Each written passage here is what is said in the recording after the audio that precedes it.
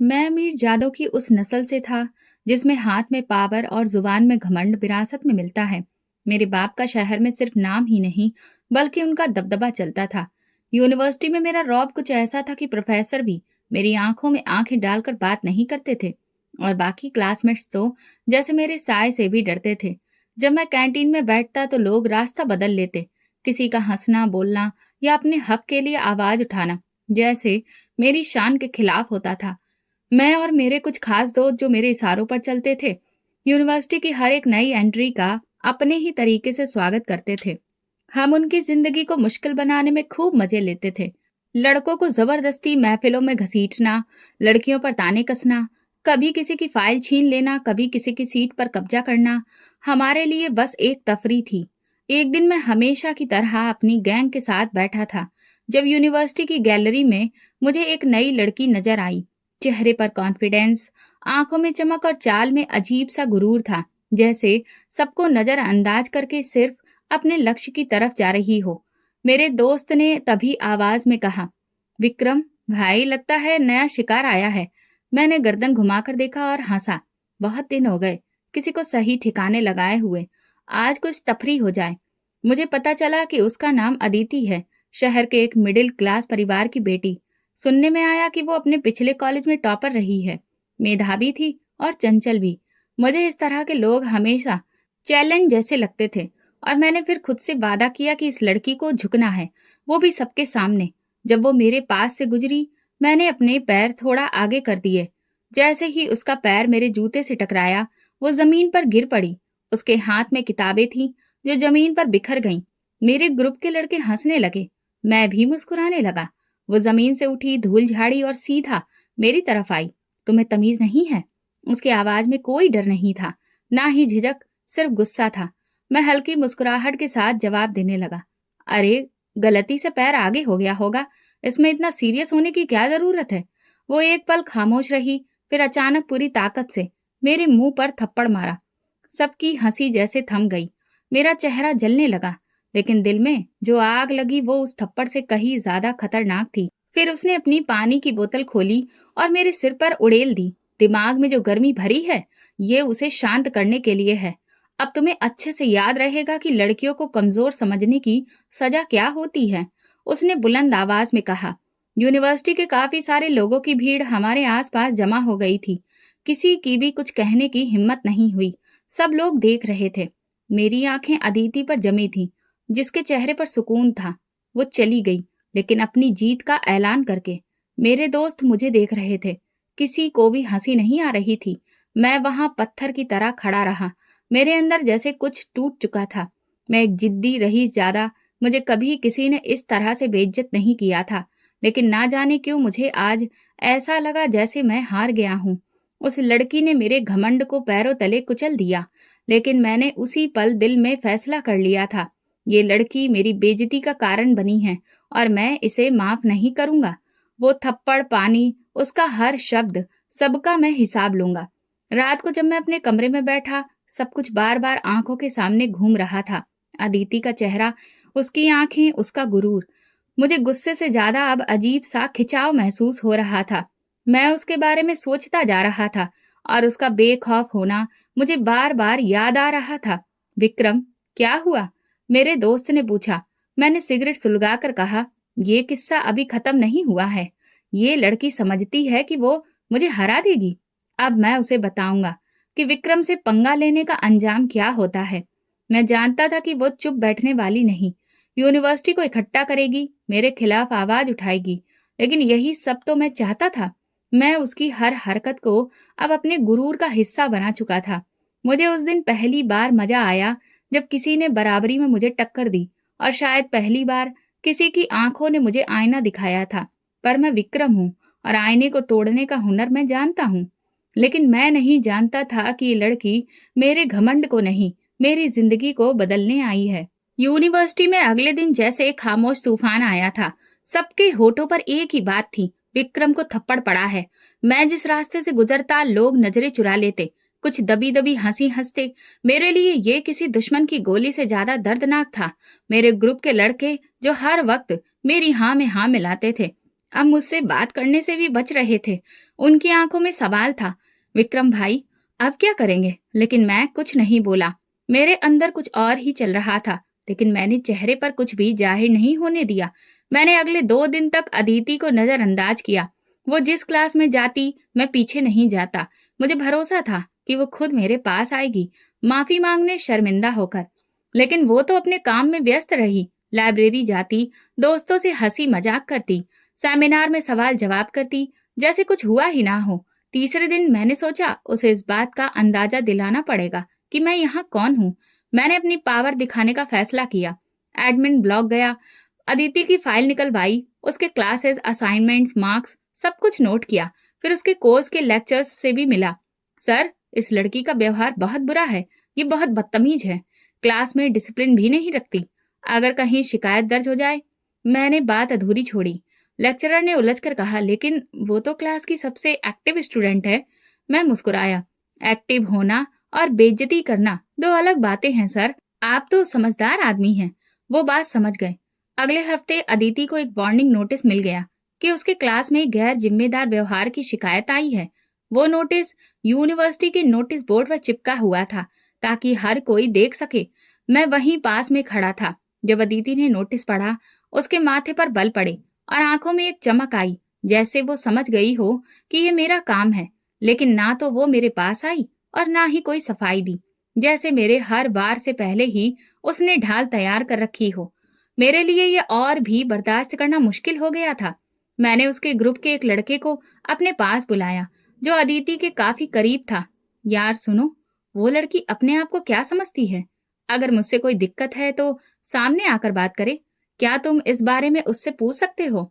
उसने कंधे उचकाए। सर, वो किसी से बात नहीं कर रही। पिछले 2 दिन से बिल्कुल खामोश है। उसकी बात सुनकर मैं गंभीरता से सोचने लगा। शायद ये मेरे वार का असर है। लेकिन अगले दिन जब मैं यूनिवर्सिटी आया तो अजीब सा सन्नाटा महसूस हुआ। अदिति नजर नहीं आई, ना लाइब्रेरी में, ना क्लासेस में, ना कैंटीन में। मैंने एक लड़की से पूछा, आज अदिति नहीं आई? उसने कहा, अरे आपको नहीं पता, उसने यूनिवर्सिटी छोड़ दी। मेरी सांसें रुकने लगीं। क्या? छोड़ दी? क्यों? पता नहीं। कह रही थी घर वालों को कुछ परेशानी है। मैं वहीं बैठ गया। ऐसा लगा जैसे मैदान खाली हो गया हो। जो जंग लड़नी थी, वो कॉम्पिटिटर ही गायब हो गया था। ये जीत नहीं थी, ये बेचैनी थी। मेरी जंग अधूरी रह गई थी। मैंने एडमिन से उसका एड्रेस निकलवाया, नंबर निकालने की कोशिश की, लेकिन नाकाम रहा। फिर मैंने उसके एक दोस्त को कॉल किया, जो कभी उसके साथ कॉफी पीती थी। तुम्हें कुछ पता है कि वो कहाँ गई? विक्रम, छोड़ दो। वो तुमसे बात नहीं करना चाहती। उसने खुद कहा था कि तुम जैसे लोगों से दूर रहना ही ठीक है। उसने मेरे बारे में ये कहा? मैंने दांत पीस लिए। हाँ, और ये भी कहा कि अगर कभी दोबारा यूनिवर्सिटी आई तो सिर्फ तुमसे बदला लेने आएगी। ये बात मेरे दिल में उतर गई। बदला? वो मुझसे बदला लेगी? मैं हंसा। तो फिर ठीक है, अब मैं उसका इंतजार नहीं करूंगा। मैं खुद उसे ढूंढूंगा। उस रात मैंने देर तक अपने कमरे की छत को घूरा और सोचा, ये लड़की अब सिर्फ मेरे गुरूर का सवाल नहीं रही थी, ये मेरी जिद बन चुकी थी। अगर वो समझती है कि वो बचकर निकल गई, तो वो मुझे नहीं जानती। विक्रम जो बात ठान लेता है, वो पूरी करके ही छोड़ता है। और मेरा इरादा अब पक्का हो चुका था। मैं उसे ढूंढ निकालूंगा, उसकी जिंदगी में वापस जाऊंगा और वही दर्द दूंगा जो उसने मेरे गुरूर को दिया था। कई दिन गुजर चुके थे, लेकिन अदिति का ख्याल मेरे मन से निकलने का नाम नहीं ले रहा था। ना वो मेरे सामने थी, ना मेरी पहुंच में, लेकिन उसकी गैर मौजूदगी मेरे आसपास महसूस होती थी। यूनिवर्सिटी की बिल्डिंग अब मेरे लिए सिर्फ एक जंग नहीं रही थी, ये अधूरी कहानी का हिस्सा बन चुकी थी। और मैं वो किरदार बन चुका था जो अपनी अगली लाइन भूल चुका हो। एक दिन मैंने फैसला किया कि इस बेचैनी को खत्म करने के लिए मुझे उसे ढूंढना होगा। मैं सबसे पहले उसकी क्लासमेट माही से बात करने गया। माही, मुझे अदिति का पता चाहिए। वो अचानक चली गई, उसकी कोई खबर नहीं। माही ने मुझे शक भरी नजरों से देखा। अब तुम्हें उसकी क्यों फिक्र हो रही है? तुमने ही तो उसकी जिंदगी में तूफान खड़ा किया था। मैंने संजीदगी से कहा, बस कुछ जानना है, एक बार मिलना है। कुछ पलों की खामोशी के बाद वो बोली, शहर के पुराने हिस्से में वो रहती है, गली नंबर 7। ये सुनकर मैं सीधा गाड़ी निकालकर उस एरिया में चला गया। वहां की तंग गलियां, छोटे छोटे मकान और एक साधारण सी जिंदगी मुझे आश्चर्य में डाल गई। मैं अब तक जो दुनिया देख चुका था वो उससे बिल्कुल अलग थी। मैंने दिए गए पते पर जाकर एक बूढ़ी औरत से पूछा, आंटी, ये अदिति का घर है? उसने कहा हाँ, लेकिन अब वो यहाँ नहीं रहती। उसके पापा ने उसे नानी के घर भेज दिया है, कुछ दिनों के लिए। क्यों? मैंने पूछा। बूढ़ी औरत ने कंधे झुका दिए। पता नहीं, कोई बात हुई थी यूनिवर्सिटी में। उसके बाद वो काफी परेशान हो गई थी। मैं वापस गाड़ी में बैठ गया, लेकिन मन में कई सवाल घूमने लगे। क्या वो सच में सिर्फ नानी के घर गई है, या घर वालों ने उसे कहीं और भेज दिया है? क्या वो अभी मुझसे नफरत करती है, या शायद कोई और बात है? अगले दिन मैंने अपने जानने वाले रिपोर्टर दोस्त से बात की। मुझे एक लड़की के बारे में जानकारी चाहिए। उसका नाम अदिति है, पिता का नाम मनोज तिवारी। फिर मैंने अदिति का एड्रेस उसे बताया। देखो तुम क्या कर सकते हो। 2 दिन बाद उसने मुझे एक पर्ची पर कुछ लिख कर दिया। ये उसका नया एड्रेस है। और एक बात और, उसकी शादी की बात चल रही है। मेरा हाथ वो पर्ची पकड़ते ही रुक गया। क्या मतलब? शादी की बात?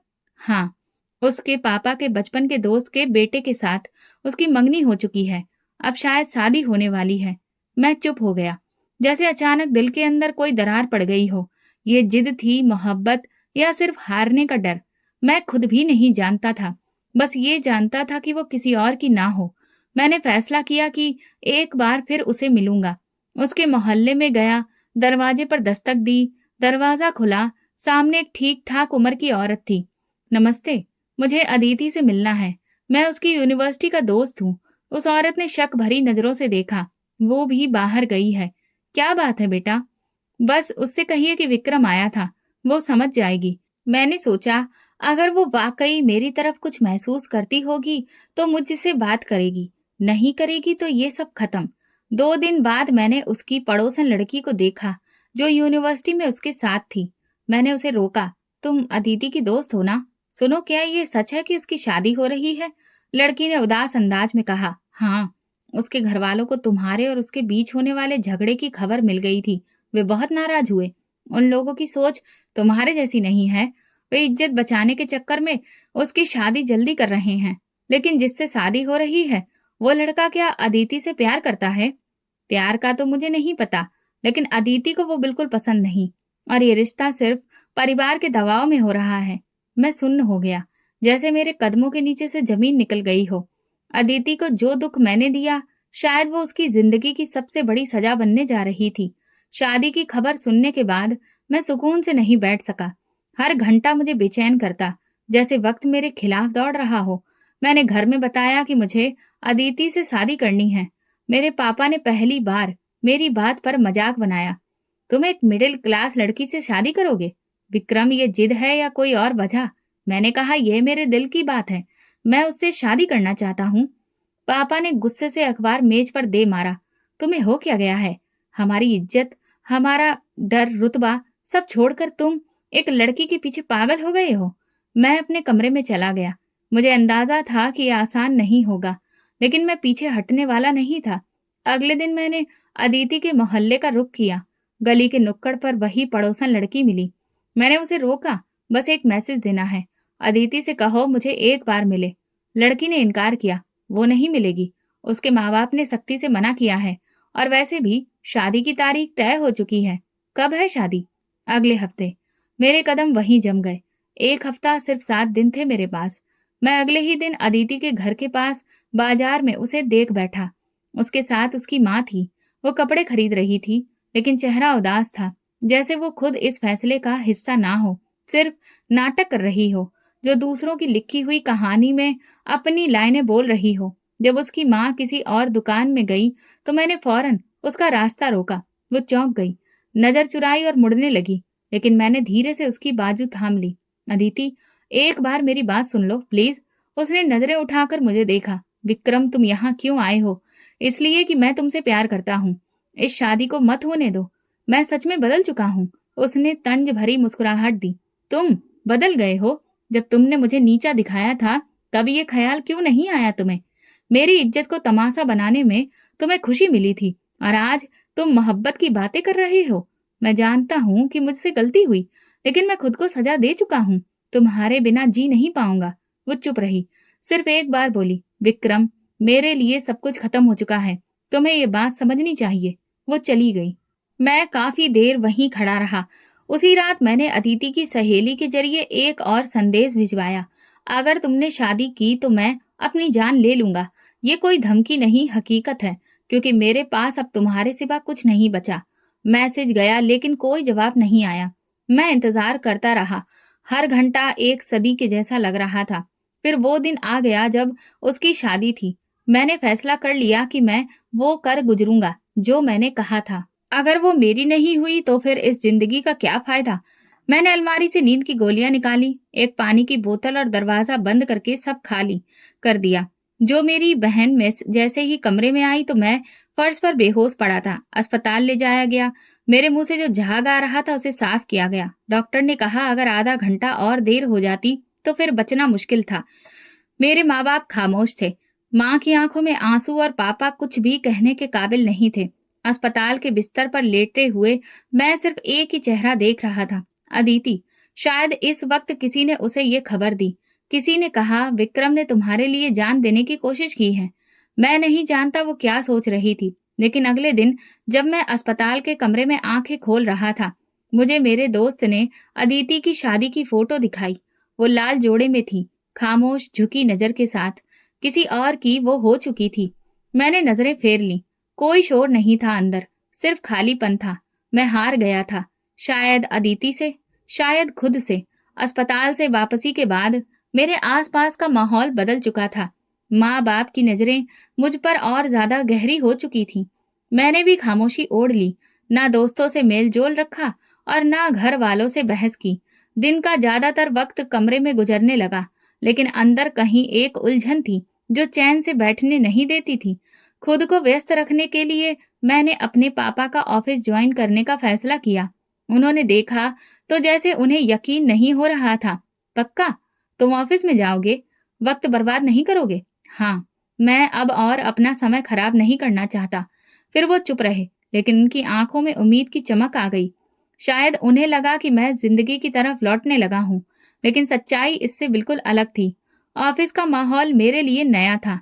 रिपोर्ट्स, फाइल्स, मीटिंग्स, सब कुछ एक अलग दुनिया थी। मैं उन कामों में व्यस्त रहने की कोशिश करता, लेकिन ध्यान अक्सर कहीं और चला जाता। एक दिन ऑफिस में दोपहर का वक्त था। मैं लॉबी में खड़ा मोबाइल पर मैसेज देख रहा था जब एक कपल अंदर आया। उस आदमी ने नेवी ब्लू शर्ट पहन रखी थी और साथ वाली लड़की ने हल्की गुलाबी रंग की साड़ी। उन दोनों को देखकर मैं कुछ लम्हों के लिए पत्थर हो गया। वो अदिति थी, अपने पति के साथ। सामने वाले काउंटर पर वे किसी से बात कर रहे थे। उसका पति काफी खुशमिजाज लग रहा था। हाथ में फाइलें थी।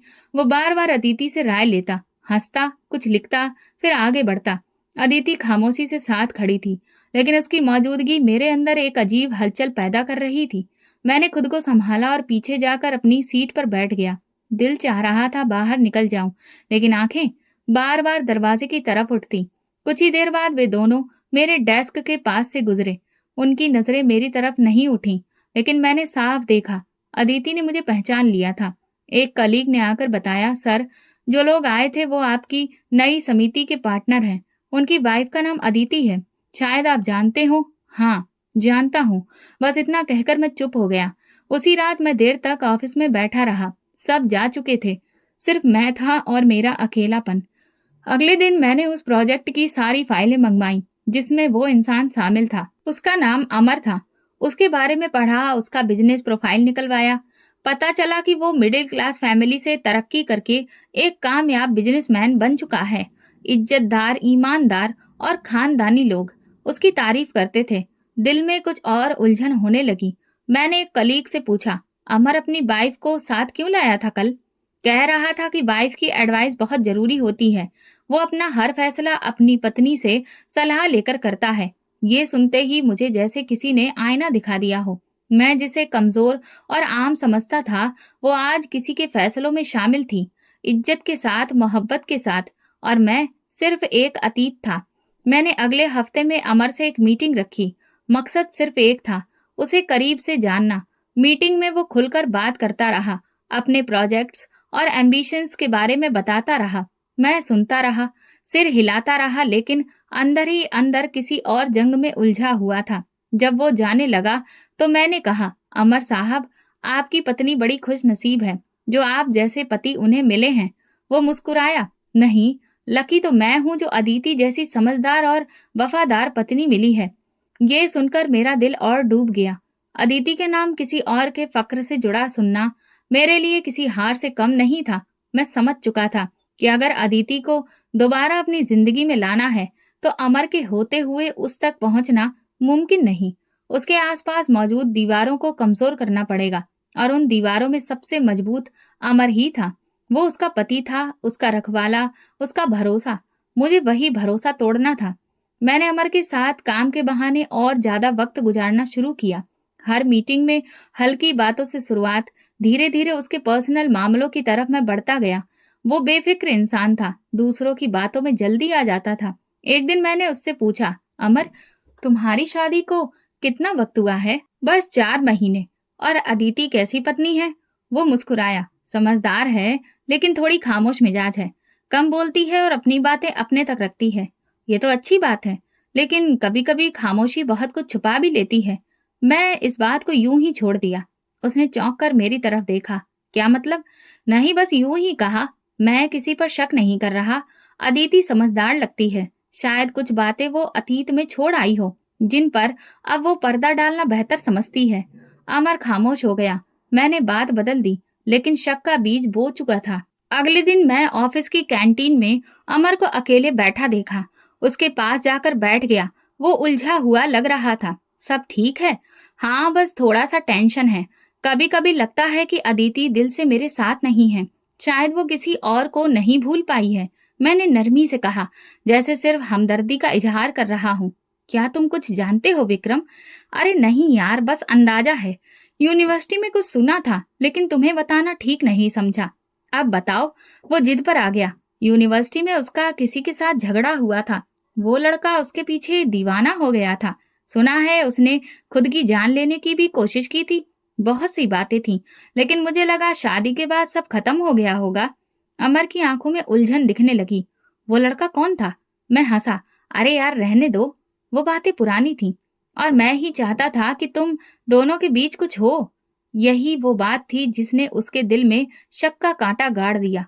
अगले कुछ दिनों में मैंने और भी कुछ बातों को छेड़ना शुरू किया। अदिति आजकल कुछ उलझी उलझी लगती है। तुमने महसूस नहीं किया? या फिर याद है, तुमने कहा था वो मोबाइल बहुत कम इस्तेमाल करती है। मैं जानता था कि अमर बहुत जल्दी भरोसा करने वाला इंसान है, लेकिन वही लोग जब धोखा महसूस करते हैं तो सबसे ज्यादा टूटते हैं। कुछ दिन बाद अमर ने ऑफिस में मुझसे पूछा, विक्रम, तुम्हारे पास अदिति की यूनिवर्सिटी की कोई तस्वीर या खबर है? मैं जानना चाहता हूँ, वाकई में कुछ था या नहीं। मैंने उस लम्हे का बहुत इंतजार किया था। मैंने अपनी पुरानी फाइल में से एक ग्रुप फोटो निकाली, जिसमें अदिति और मैं एक ही लाइन में खड़े थे। तस्वीर तो साधारण थी, लेकिन वक्त और माहौल ने उसे खास बना दिया था। बस एक यादगार है, बाकी तुम खुद अंदाजा लगा लो। उसी शाम मुझे पता चला कि अमर और अदिति के बीच पहली बार तीखी बहस का झगड़ा हुआ। अमर ने सवाल किया और अदिति ने सफाई दी, मगर शक के एक बार जन्म लेने के बाद हर सच और हर बात झूठ लगने लगती है। अगले दिन अमर ऑफिस आया तो खामोश था। मैंने कुछ नहीं पूछा, उसे खुद ही कहना था, विक्रम, तुम ठीक थे। शायद मैंने बहुत जल्दी भरोसा कर लिया। अदिति मुझसे कुछ छुपा रही है। मुझे अफसोस है कि तुम्हें ये सब सुनना पड़ा, लेकिन सच्चाई जानना जरूरी था। इस हफ्ते मैं अदिति को पहली बार अकेले देखा, एक पार्किंग लॉट में। वो गाड़ी में बैठी थी, आंखें नम थी। शायद अमर ने उसे दोबारा कुछ कहा होगा, या फिर शक ने उसकी जिंदगी में जहर घोल दिया। मैंने दूर से देखा और दिल में सोचा, ये तो सिर्फ शुरुआत है। अब वो टूटेगी, और जब वो पूरी तरह से बिखर जाएगी तब मैं सामने आऊंगा, जैसे एक मसीहा आता है। ऑफिस में काम के दौरान एक दिन अमर मेरे कैबिन में आया। थका हुआ चेहरा, आंखों में बेयकीनी, हाथ में फाइल थी, लेकिन वो मेज पर रखने की बजाय मेरे सामने खड़ा रहा। विक्रम, क्या तुम वाकई में समझते हो कि कुछ लोग शादी के काबिल नहीं होते? मैंने आंख उठाकर उसे देखा। ये बात तो इस पर डिपेंड करती है कि शादी मोहब्बत पर हुई थी या सिर्फ मजबूरी पर। अमर कुर्सी पर बैठ गया। वो चुप रहा, फिर बोला, मैंने उसे तलाक दे दिया है। मेरे दिल में जैसे एक लहर सी दौड़ गई। मैं बड़ी मुश्किल से अपनी मुस्कुराहट को रोक पाया और फिर बड़े ही संजीदगी लाते हुए लहजे में बोला, मुझे लगता है तुमने सोच समझकर फैसला किया होगा। हाँ, बहुत सोचा। तुम्हारे बताए कुछ इशारे और अपनी शर्तों, उन सब ने हमें एक ऐसी हद तक पहुंचा दिया जहां वापसी मुमकिन नहीं रही। अदिति के व्यवहार में हमेशा एक दूरी थी। वो मेरे साथ थी लेकिन दिल कहीं और था। मैं तुम्हारे साथ हूं अमर, अगर कभी किसी मदद की जरूरत हो तो। नहीं, अब किसी चीज की जरूरत नहीं। मैंने फैसला कर लिया है। अमर उठकर चला गया और मेरे मन में सिर्फ एक आवाज गूंजी, अदिति अब आजाद है। मैं जानता था अब वक्त बर्बाद नहीं करना चाहिए। वो पल आ चुका था जिसका मैं महीनों से इंतजार कर रहा था। एक बार फिर मैंने पापा के सामने बात छेड़ी, पापा मुझे अदिति से शादी करनी है। इस बार वो तलाकशुदा है, लेकिन मैं उसे अपना नाम देना चाहता हूँ। पापा ने मेज पर जोर से हाथ मारा। तुम्हें हो क्या गया है विक्रम? पहले भी रोका था और अब तो वो तलाकशुदा है। क्या दुनिया में लड़कियां खत्म हो गई हैं? दुनिया जो भी कहे, मुझे कोई परवाह नहीं। आप सिर्फ इतना समझिए कि ये मेरी जिंदगी का सवाल है। माँ भी कमरे में आ गई। विक्रम बेटा, लोग क्या कहेंगे? हमारी हैसियत, इज्जत। अगर आपको मेरी जिंदगी की फिक्र है तो बस एक बार मेरा साथ दे दीजिए। मैं किसी से नजर नहीं चुराऊंगा। खुलेआम सबके सामने शादी करना चाहता हूँ। उन दोनों की खामोशी अब मेरे हक में आ चुकी थी। आखिरकार जब मैंने 3 दिन तक खाना छोड़ रखा और उनके सामने बोलना बंद कर दिया तो पापा ने एक शाम कहा, ठीक है, रिश्ता लेकर चलते हैं, लेकिन याद रखना, अब की बार अगर कोई गलती हुई तो हम तुम्हें कभी माफ नहीं करेंगे। मैंने इस बात पर सिर हिलाया। मुझे किसी माफी की जरूरत नहीं थी, क्योंकि ये सब मेरे प्लान का ही हिस्सा था। 2 दिन बाद हम अदिति के घर गए। दरवाजा उसकी माँ ने खोला। पापा ने कुछ औपचारिक बातें की और फिर कहा, हम रिश्ता लेकर आए हैं। हमारे बेटे को आपकी बेटी से शादी करनी है। उसके पापा कुछ देर चुप रहे, फिर बोले, हमें हैरत है, पहले भी यही लड़का था जिसकी वजह से हमारी बेटी बदनाम हुई और अब वही शादी भी करना चाहता है। पापा ने तुरंत जवाब दिया, इस बार हम खुद आए हैं और आपको इज्जत से बेटी का हक देना चाहते हैं। उनके चेहरे पर नरमी आ गई। अदिति खुद क्या चाहती है? कमरे के कोने में बैठी अदिति चुपचाप सब कुछ सुन रही थी। उसे बुलाया गया। वो सामने आई, सिर झुकाए हुए, धीरे से बोली, अगर पापा तैयार हैं तो मुझे कोई ऐतराज नहीं है। ये शब्द मेरी जीत का डंका बजा रहे थे। मैं जानता था उसकी हाँ में सच्चाई नहीं थी, शायद थकान थी, लेकिन मुझे उसकी थकान से कोई मतलब नहीं था। मुझे तो बस शादी करनी थी। वापसी पर पापा खामोश गाड़ी में बैठे हुए थे। फिर बोले, विक्रम, हमने तुम्हारी जिद मान ली। अब ये रिश्ता इज्जत से निभाने की कोशिश करना। उस रात मैंने अदिति को मैसेज किया, शादी से पहले का पहला मैसेज। तुम्हारे बगैर जीना मुश्किल लगता है। तुम्हारी खामोशी ने मुझे जिता दिया। बस थोड़ा और सब्र, तुम अब मेरी होने वाली हो। उसने जवाब नहीं दिया, लेकिन मुझे उसकी खामोशी का मतलब पता था। हमारी मंगनी बहुत सादगी से हुई, ना कोई शोर, ना कोई रस्मों की भरमार। दोनों घरों में खामोशी का समा था, जैसे सब जानते हो कि ये रिश्ता खुशी से नहीं, हालात से जुड़ा है। लेकिन मेरे लिए ये खामोशी सबसे बड़ी कामयाबी थी। मैंने वो मुकाम पा लिया था जहां से अपनी अगली चाल बहुत आसानी से चली जा सकती थी। मंगनी के अगले दिन ही मैंने अदिति को मैसेज किया, कभी सोचा भी नहीं था कि तुम मेरी जिंदगी में इस तरह वापस आओगी। अब की बार सब कुछ ठीक होगा। जवाब 2 दिन बाद आया, बस प्रार्थना है कि जो कुछ हुआ उससे आगे बेहतर हो। अब मैं अपने आप को बहुत सच्चा और नरम दिल दिखाने लगा। हर रोज सुबह टाइम से मैसेज, शाम को हालचाल, किताबों की तस्वीरें, फिल्मों की बातें। मैंने हर तरीका अपनाया जो किसी मोहब्बत करने वाले मर्द का हो सकता है। एक दिन मैंने पूछा, तुम्हें मेरी बातों से उलझन तो नहीं होती? अदिति ने कहा, नहीं, बस कुछ वक्त लगेगा सब कुछ नॉर्मल होने में। मैं जानता था वक्त ही तो मेरे पास था और इस वक्त को मैं अपने फायदे में इस्तेमाल करना चाहता था। 2 हफ्ते बाद मैंने पहली बार उसे कॉल की। अदिति, कभी लगा क्या हम एक दूसरे से इस तरह से बात करेंगे? नहीं, सच कहूं तो नहीं लगा था, और अब कुछ चीजें वक्त के साथ बदल जाती हैं। मैंने बात आगे नहीं बढ़ाई, लेकिन दिल में एक और निशान लगा लिया। जितना वो नरम हो रही थी उतना ही मेरा प्लान सख्त हो रहा था। हफ्ते में एक बार मैं उसके घर जाता, माँ के हाथ की चाय, छोटे भाई की शरारत और अदिति की खामोश मौजूदगी में सब कुछ बर्दाश्त करता, बल्कि प्यार से जवाब देता। एक दिन मैंने उसके छोटे भाई को साइकिल लेकर दी, माँ को साड़ी दी, पापा के लिए अच्छी कमीज लाया। मैं वो सब कुछ कर रहा था जो एक बेहतरीन दामाद करता है, लेकिन हर अमल मेरे अंदर की एक कड़ी लहर को दबाने के लिए था। जो सिर्फ सही वक्त का इंतजार कर रही थी। मंगनी के 1 महीने बाद अदिति ने पहली बार खुद से मैसेज किया, विक्रम, लगता है तुम सच में बदल गए हो। मैंने जवाब दिया, तुमने मुझे बदल दिया। तुम ही वो वजह हो जिसने मुझे खुद को पहचानने पर मजबूर किया। इसके बाद वो मुझसे ज्यादा खुलकर बात करने लगी। कभी पुरानी तस्वीर, कभी यूनिवर्सिटी की यादें, कभी सवाल कि क्या वाकई तुमने मेरी खातिर वो सब किया था। मैं हर बार सच्चाई के रंग में खुद को लपेटता और वो हर बार बेखबर भरोसा करती रही। एक दिन शाम को फोन पर उसकी आवाज हल्की सी कांप रही थी, विक्रम, मुझे लगता है मैं तुमसे फिर से प्यार करने लगी हूँ, और इस बार शायद पहले से ज्यादा। मैंने आंखें बंद करके गहरी सांस ली। मुझे तुम पर हमेशा से भरोसा था। फोन बंद हुआ और मैं देर तक छत की तरफ देखता रहा। वो जाल जो मैंने बिछाया था अब पूरा हो चुका था। शिकार उसमें पूरी तरह उलझ चुका था। अगले दिन मैंने अपने पुराने दोस्त से मुलाकात की, जो मेरी हर बात जानता था। उसे सब कुछ बताया। अब तो वो पूरी तरह से मेरे काबू में है। बस शादी की तारीख तय हो जाए, फिर वही होगा जो बरसों पहले होना चाहिए था। दोस्त ने हंसते हुए कहा, कमाल है विक्रम, तुमने तो दिल ही तोड़ दिया। नहीं, अभी दिल नहीं टूटा। अभी तो सिर्फ मोहब्बत का खोल चढ़ाया है।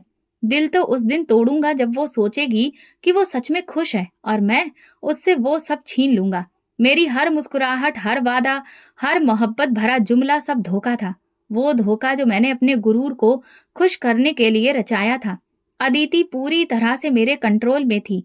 वो जो कभी मेरे खिलाफ सबके सामने खड़ी थी, अब मेरी एक कॉल पर मुस्कुरा देती थी। शादी का प्रोग्राम बिल्कुल साधारण था। ऐसा लग रहा था जैसे सबने एक दिशा पकड़ ली हो, लेकिन मेरे अंदर एक और ही तरह की सुकून की लहर दौड़ रही थी।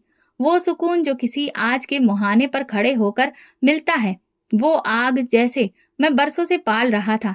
शादी के वक्त मैं बहुत खुश था, जिसे दूसरे शायद मेरी किसी और खुशी की वजह समझ रहे थे, लेकिन मेरे लिए ये किसी पुरानी दुश्मनी की जीत का ऐलान था। रात गए अदिति मेरे कमरे में आई। दुल्हन का लिबास, माथे पर छोटी सी बिंदी, हाथ में चूड़ियों की खनक, सब कुछ वैसा ही था जैसे किसी फिल्म का नजारा होता है। लेकिन मेरी कहानी की स्क्रिप्ट कुछ और ही लिखी जा चुकी थी। मैं बेड पर टेक लगाए बैठा था। जैसे ही वो पास आकर बैठने लगी, मैं सीधा होकर बैठ गया। तुम्हें लग रहा होगा कि तुमने सही फैसला किया है, मैंने उसकी तरफ देखे बिना कहा। वो चौंकी, लेकिन फिर खुद को संभाल कर बोली, मैंने सिर्फ वक्त के फैसले को अपना लिया है, वक्त नहीं। तुमने मेरी मर्जी को ठुकराया है, और आज मैं तुम्हें वो तोहफा देने वाला हूँ जो शायद किसी पति ने अपनी पत्नी को ना दिया हो। उसके चेहरे पर सवाल था। क्या मतलब? मैं हंसते हुए बोला, मुंह दिखाई का तोहफा जो तुम्हें सुबह मिलेगा और तुम हैरान रह जाओगी। वो कुछ कहने लगी, लेकिन मैंने जेब से एक नेकलेस निकाला और उसके गले में डालने की कोशिश की, फिर एक झटके से खींच लिया। वो लड़खड़ा गई, आंखों में दर्द के आंसू भर आए। ये कैसा मजाक है? उसने रोते हुए पूछा। ये मजाक नहीं, ये तो शुरुआत है। तुम्हें याद है, तुमने सबके सामने मुझे बेइज्जत किया था। आज उसी बेइज्जती का पहला अंजाम तुम्हें मिला है। वो पीछे हटने लगी, लेकिन मैंने उसका हाथ मजबूती से पकड़ लिया। यहाँ से बाहर जाने के बारे में सोचना भी मत। शादी करके लाया हूँ, तुम पर पूरा हक है मेरा। विक्रम, तुम होश में तो हो? उसकी आवाज कांप रही थी। होश? उसी दिन था जब तुमने सबके सामने मुझे थप्पड़ मारा था। अब मेरा वक्त है। तुमने मेरे गुरूर को तोड़ा था, अब तुम्हें टूटना पड़ेगा। वो कोशिश करती रही खुद को छुड़वाने की, लेकिन मैंने कमरे का दरवाजा बंद कर दिया। उसकी सिसकियां दीवारों से टकरा रही थी, लेकिन मेरी सोचने समझने की क्षमता खत्म हो चुकी थी। मुझे जाने दो विक्रम, प्लीज। मैं तुमसे माफी भी मांग चुकी हूँ। क्या तुम्हें अब भी सुकून नहीं मिला? अभी कहाँ मिला है? अभी तो रात शुरू हुई है। तुम्हें वो सब कुछ महसूस करना है जो मैंने सहा, बल्कि उससे भी ज्यादा। रात का हर लम्हा उसके लिए एक कैद खाना बन गया। मैंने उसे मानसिक रूप से ही नहीं, हर तरह से तोड़ देने की पूरी कोशिश की। सुबह जब वो नींद में टूटी हुई बिस्तर के कोने में बैठी थी, मैंने साइड टेबल से एक फाइल निकाली। ये है तुम्हारा मुंह दिखाई का तोहफा। उसने कांपते हाथों से फाइल खोली। तलाक के कागज। तुम ये क्या कर रहे हो विक्रम? क्योंकि तुम सिर्फ मेरे अहंकार का शिकार थी। मुझे तुमसे कभी प्यार नहीं था। ये सब एक प्लान था, और तुम उस प्लान का हिस्सा। वो कुछ कहने के काबिल ही नहीं रही। उसकी आंखों से लगातार आंसू बहते रहे, और चेहरे पर ऐसा सदमा था जो कि शब्दों से बयान ही नहीं हो सकता था। याद है, तुम खुद को बहुत समझदार समझती थी, टॉपर, बागी। आज देख लो, तुम भी एक मोहरा बनकर रह गई हो। और हाँ, ये पैसे ले लो, तुम्हारी कल रात की कीमत। मैंने कुछ नोट उसके सामने फेंके। उसने नोटों को नहीं देखा, बस मुझे घूरती रही। तुमने जो किया उसका अंजाम तुम्हें खुद भुगतना होगा। मैं हंस पड़ा। हो सकता है, लेकिन आज की रात मेरी थी और तुम एक कैदी, यही काफी है। वो खामोशी से उठी, नेकलेस जो उसकी गर्दन में लटका था उसे खोला और मेज पर रखा, फिर दरवाजा खोलकर बाहर चली गई। मैंने एक लंबी सांस ली और खुद से कहा, ये तो सिर्फ शुरुआत है। सुबह जब मेरे माँ बाप ने दरवाजा खोला तो अदिति जा चुकी थी। ना कोई सामान, ना कोई बात, सिर्फ वो पैसे मेज पर रखे थे जो मैंने कल रात फेंके थे, और साथ में वो नेकलेस जो शादी की रात जबरदस्ती पहनाया था। मेरी माँ ने वो चीजें उठाई और चौंक गई। ये क्या है? अदिति कहाँ गई? मैंने धीरे से कहा। चली गई, उसे तलाक दे दिया है। पापा कुर्सी से उठ गए। तुम होश में तो हो विक्रम? बिल्कुल। शादी हुई और एक दिन बाद खत्म, यही सब कुछ काफी था। इस बात का बदला लिया तुमने। वो तो पहले ही टूटी हुई थी, तुम्हें और क्या चाहिए था? माँ की आंखों में भी यकीन नहीं था। मुझे वो चाहिए था जो बरसों पहले उसने मुझसे छीन लिया था, इज्जत, गुरूर। पापा ने सख्त लहजे में कहा, विक्रम, ये इज्जत ऐसे वापस नहीं आती। तुमने खुद को बर्बाद कर लिया है। मैंने कोई जवाब नहीं दिया। दिल में सिर्फ एक बात थी, मेरा काम पूरा हो गया। दोपहर तक बात मोहल्ले में फैल चुकी थी। शादी के अगले दिन ही तलाक। लोग हैरान थे, बातें कर रहे थे, मगर मैं कमरे में खामोश बैठा था। अदिति के घर पर भी माहौल बदल चुका था। उसके माँ बाप ने जब उसे दरवाजे पर देखा तो पहले तो कुछ समझ नहीं पाए, लेकिन उसकी खामोशी, खाली हाथ और आंखों में उदासी सब कुछ बयां कर गए। क्या हुआ? माँ ने पूछा। उसने हाथ में पकड़े कागज उनके सामने रखे और सिर्फ इतना कहा, तलाक हो गया है। उसके पापा ने कागज देखे और कुर्सी पर बैठ गए। ना वो ठीक से बोले, ना कुछ कहा। माँ के आंसू बहने लगे, लेकिन अदिति चुप रही, जैसे सब कुछ पहले से जानती हो। अगले दिन एक पुराना जानने वाला मेरे ऑफिस आया। चेहरे से वो अदिति के मोहल्ले का लग रहा था। विक्रम, सब लोग कह रहे हैं कि आपने बहुत गलत किया। वो लड़की तो पहले ही सब कुछ हार चुकी थी, अब आपने उसे और बेइज्जत कर दिया। ये मेरा पर्सनल मैटर है, किसी को भी हक नहीं है कि इसमें बोले। आप ठीक कह रहे हैं, लेकिन कभी कभी पर्सनल फैसले दूसरों के लिए भी बात करने का मुद्दा बन जाते हैं। वो उठा और चला गया, लेकिन उसकी बात मेरे मन में रह गई। शाम को मैं ऑफिस से वापसी पर सड़क किनारे एक छोटे से होटल के सामने गाड़ी रोकी। वहां बैठे कुछ लड़के हंसी मजाक में अदिति की ही बातें कर रहे थे। सुना है विक्रम ने एक दिन बाद ही तलाक दे दिया बेचारी को। बेचारी कुछ नहीं, बस शादी कर लेने का सामान बन गई है। मैंने उनकी बातें सुनी और चुपचाप वहां से वापस आ गया। लोगों की जुबान पर जो बात मैं चाहता था वो आ चुकी थी, लेकिन अब उन बातों में खुशी महसूस नहीं हो रही थी। रात को मेज पर रखा नेकलेस नजर आया, वही नेकलेस जिससे मैंने अदिति को नीचा दिखाने की कोशिश की थी। मैंने उसे हाथ में लिया और कुछ लम्हे देखा, फिर अलमारी में रख दिया। अगली सुबह एक लेटर मेरे नाम आया। कोई नाम नहीं, कोई दस्तखत नहीं, सिर्फ एक सादा सा लिफाफा। मैं गई नहीं, तुमने खुद को खो दिया। तुम्हें लगा कि तुमने सब जीत लिया है, मगर तुम्हारे दिल में अब भी वही खालीपन है जिसे तुमने मुझ पर थोपने की कोशिश की। तुम जीते नहीं हो, सिर्फ अकेले रह गए हो। मैंने कागज फाड़कर फेंक दिया, लेकिन वो बातें मेरे दिमाग से चिपक गईं। 2 दिन बाद मेरे पापा ने मुझसे कहा, तुम्हें अब खुद सोचना है। तुमने जिस बुनियाद पर यह रिश्ता बनाया, सोचो उसका अंजाम क्या होगा। मैंने कहा, पापा, वो खत्म हो चुका है, उसकी कहानी मेरे लिए बंद हो गई है। लेकिन दिल गवाही नहीं दे रहा था। मैं जीत गया था, लेकिन इस जीत में जश्न का कोई पल नहीं था। अदिति खामोशी से चली गई। उसकी आंखों ने जो नहीं कहा वो सब कुछ कह चुकी थी। कुछ महीने गुजर गए, अदिति की वापसी नहीं हुई, लेकिन उसकी खामोशी ने मेरे आसपास एक अजीब सी उदासी छोड़ दी थी।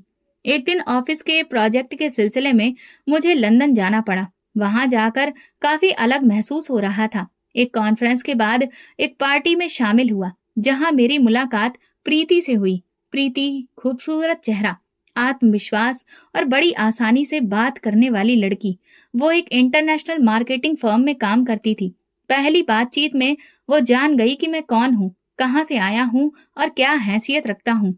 अगले कुछ दिनों में हम बार बार मिलने लगे। मैंने उसे अपनी पहली शादी के बारे में बताया, लेकिन अपनी सच्चाई को छुपाकर। मैं चाहता था कि सब पीछे छोड़ दूं, एक नई जिंदगी शुरू करूं, जहां कोई पुराना जख्म ना हो। एक शाम मैंने कहा तो प्रीति ने मुस्कुराकर कहा, तो फिर देर किस बात की? मैंने लंदन में ही उससे शादी कर ली और कुछ हफ्तों के बाद उसे लेकर वापस इंडिया आ गया। मेरे माँ बाप को जैसे ही ये खबर मिली, उनकी नाराजगी बढ़ गई। एक बार फिर से अपनी मर्जी से, बिना हमसे बात किए, माँ ने गुस्से से कहा, ये मेरा फैसला है, प्रीति मेरी जिंदगी है। पापा ने कुछ भी नहीं कहा, वो चुपचाप कमरे से निकल गए। शुरुआती दिन ठीक से गुजरे। प्रीति हर चीज में इंटरेस्ट लेती थी, बिजनेस के फैसलों में, जमीनों के दस्तावेजों में, बैंक बैलेंस चेक करने में। मुझे लगा शायद वो सिर्फ एक अच्छी पत्नी है जो मेरे काम में हाथ बटाना चाहती है, लेकिन धीरे धीरे वो सारे फैसले खुद लेने लगी। एक दिन मैंने उसे एक प्रॉपर्टी के कागजात चेक करते हुए पाया। ये क्या कर रही हो? बस देख रही हूँ। क्यों? क्या देख रही हो? यही कि तुम्हारे हिस्से में कितने प्लॉट हैं। क्यों? अरे बस जानना चाहती थी। अगर कभी कुछ हो जाए तो मुझे सब पता होना चाहिए ना। पहले तो ये बात मुझे मामूली लगी, लेकिन शक का बीज दिल में लग चुका था। कुछ दिन बाद मैंने महसूस किया कि मेरे साइन किए बिना कुछ कागजों पर कार्रवाई हो रही है। मैंने अपने वकील को बुलाया और जांच करवाई। तब पता चला कि प्रीति ने मुझसे चालाकी से कई कागजों पर साइन करवा लिए थे, जिनके जरिए उसने मेरे नाम की कई प्रॉपर्टीज अपने नाम पर करवा ली थी। मैं हैरान रह गया। एक दिन जब मैंने उसे सामने बिठाकर पूछा तो वो बिल्कुल भी नहीं घबराई। विक्रम, तुम वही आदमी हो जिसने एक औरत को सिर्फ तमाशा बनाकर छोड़ा था। तुम्हें क्या लगा कि मुझे कुछ पता नहीं चलेगा? तुम्हें लगता है औरतें सिर्फ सहने के लिए होती हैं? ये बदला है। तुमने मुझसे सिर्फ शादी अपने पैसों के लिए की। नहीं विक्रम, मैं तुमसे शादी तुम जैसे आदमी को उसके अंजाम तक पहुंचाने के लिए की थी। तुमने एक मासूम लड़की को बर्बाद किया।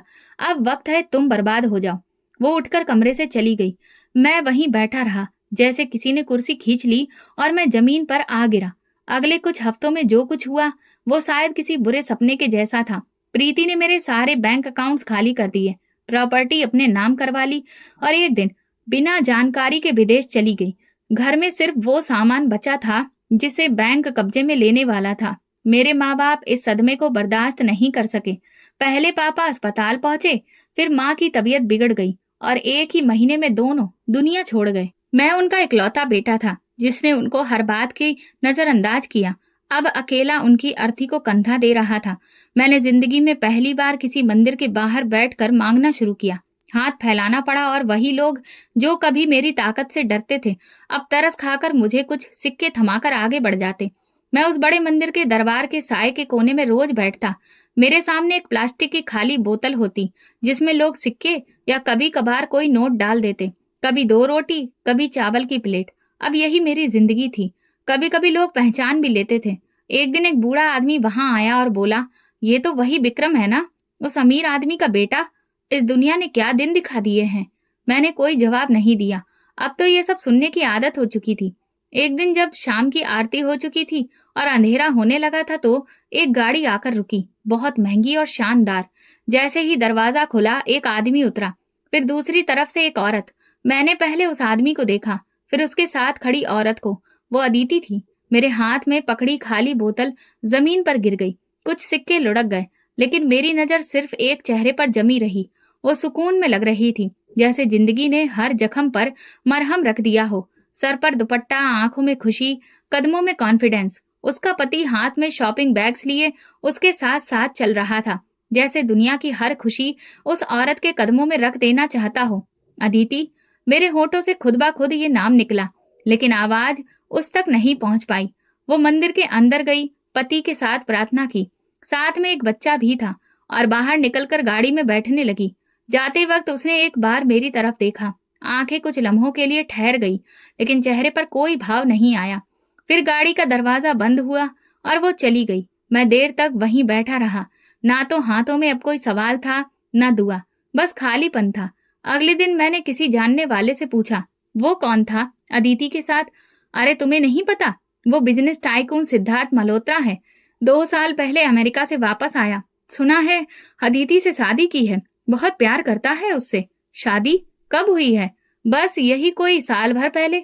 और सुनो, अदिति खुद एक फाउंडेशन चला रही है, विधवा और गरीब लाचार औरतों के लिए। पूरे शहर में उसकी इज्जत है। मैंने सिर झुका लिया। फाउंडेशन? वही अदिति जो कभी मेरे बदले का निशाना बन गई थी, अब दूसरों के दुख बांट रही थी। वो जो मेरे जुल्म के बाद खामोशी से चली गई थी, आज सबकी आवाज बन गई थी। मैंने वो रात मंदिर के पीछे गुजारी, जहाँ रोशनी कम थी और सवाल ज्यादा।